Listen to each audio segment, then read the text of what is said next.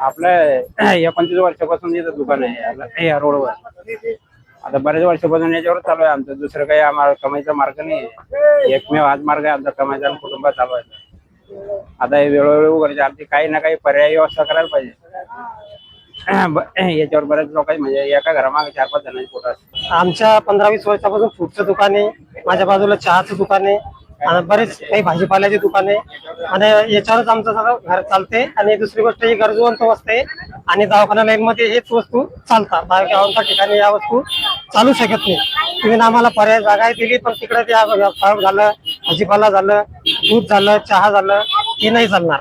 आमच्या हिशोबानं इकडंच कुठं कुठं तिथून तेवढं पर्याय काय नाही करून द्यावं. आमचं जे अतिक्रमण आहे ते हटवण्यात आलेलं आहे आणि समोरचं जे अतिक्रमण आहे ते बी हटवण्यात आलेलं पाहिजे. जे दवाखान्याचे अतिक्रमण आहे त्यांना पार्किंगची व्यवस्था नाही केलेली, ते पूर्ण त्यांच्यामुळे गाडीला अडचण निर्माण होतात. आमचे कमीत कमी समजा 15 ते 20 वर्षापासून दुकान आहे अतिक्रमण आणि पूर्ण फ्रूट व्यवसाय आमचा. आता आम्ही वाहन कुठं पोट भरावं, सडके माल आहे, दुकानं पण ठेवा फेका. तुम्ही गरीबाले पोट नाही भरू द्या लागले. आधी सांगितलं होतं का अतिक्रमण काढलं? सांगितलं होतं पण आता किती दिवस नेहमीच झालं ते आम्ही जा कुठं मग कुठं पोट भरावं. आज तिने 50-60 वर्षाची बाई मी कुठं काढायला तू काय आता मागणी काय? मागणी का आमचं काही निर्णय नाही. नेहमी 8-4 दिवस झाले कितीच. साहेब, आज बुलढाणा शहरातल्या कोणत्या भागात अतिक्रमण काढण्याची कारवाई केली?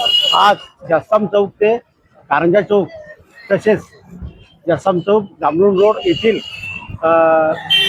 अतिक्रमधारक यांना वारंवार सूचना देऊन सुद्धा त्यांनी अतिक्रमण काढण्यास मनाई दिली.